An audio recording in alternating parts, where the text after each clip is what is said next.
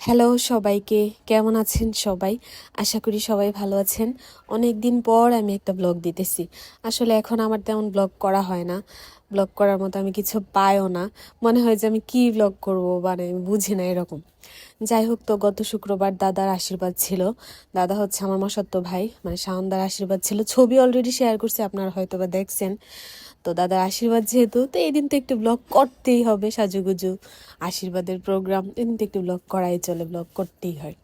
তো এই তো এখন হচ্ছে যে মিশু আশীর্বাদ করতেছে, আর উভয়ের আশীর্বাদ একসাথেই হয়েছে। আর এখন দেখি যে আশীর্বাদের প্রোগ্রামটা সবার মানে ছেলে মেয়ে একসাথেই হয়।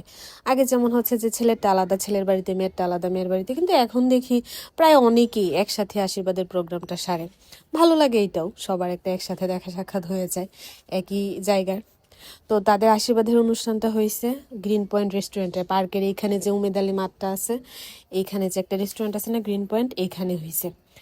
তো আমরা চকলেটটা বাসা থেকে সাজায় নিয়ে গেছিলাম, চকলেটের ডালাটা।